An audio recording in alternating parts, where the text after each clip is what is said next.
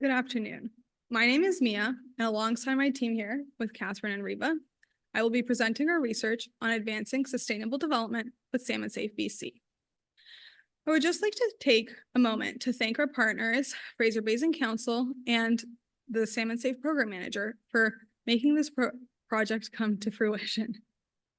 I would like to start off with this map. Gathered from data from 1920, this shows all the active streams within the city of Vancouver's boundary. Streams pose as crucial for our ecosystems as they provide bearing and spawning sites for many types of fish species, including salmon and trout. After decades of paving, culverting, development, and growth, this map looked like this in 2017. Shocking, isn't it? It's clear that fish are in danger with no access to streams and potentially facing extinction. This is where organizations such as Fraser Basin Council and programs such as Salmon-Safe come into play. Fraser Basin Council is a nonprofit organization that promotes social well-being supported by a vibrant economy and sustained by a healthy environment. In 2011, Fraser Basin, or FBC, got permission from Salmon-Safe US to administer and expand the program within British Columbia. Salmon-Safe is a robust eco-certification program that assesses development impacts on salmon with third-party assessment. The certification is prescriptive and comes with binding conditions and non-binding recommendations. The program is guided by 8 standards, some of which include stormwater management and sediment control. Currently, there are a number of certified sites in British Columbia, including the YVR Airport. Some are still pending or undergoing certification, or even about to announce certification. As I mentioned, Salmon-Safe is building upon the success that was prior in the United States. In the US, there's over 80 certified sites along the Pacific Northwest. In September, the team asked, does making Salmon-Safe a requirement in the development permitting process advance sustainable development in the Greater Vancouver Sea to Sky area, also known as the GVSS?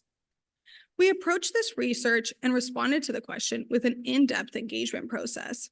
The process was divided into 2 phases. The first phase was to interview and discuss Salmon-Safe with already certified sites in British Columbia, as well as talking to the Salmon-Safe US team.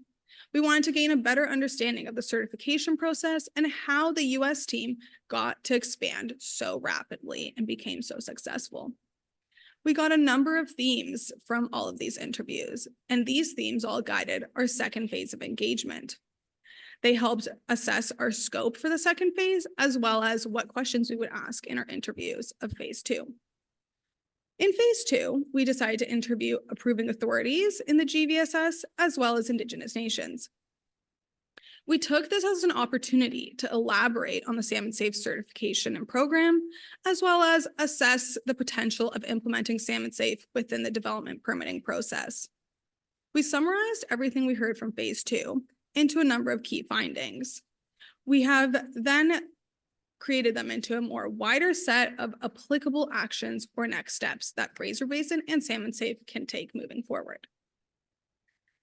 With all that, we did gather an overarching consensus from both phases and each interviewee, and that is that there needs to be an overarching higher level policy implementation or adoption prior to implementing Salmon-Safe as a requirement into a more nuanced process, such as the development permitting process. An example of this is looking at the Riparian Area Protection Regulation, also known as RAPR. This is governed and guided by the province of British Columbia that then guides municipalities and regions. So implementing Salmon-Safe standards or the certification itself into a higher level policy can make it easier and streamlined than implementing it into the development permitting process. It's evident that Salmon-Safe works. Just look here, on Vancouver Island, on a Salmon-Safe certified site, it was found that there were juvenile coho salmon returning to their original stream and bearing site. However, the question remains, how can we increase the uptake of Salmon-Safe to further advance sustainable development, if not in the development permitting process? Thank you for listening. We encourage you to come visit our poster for more in-depth, detailed information alongside our report.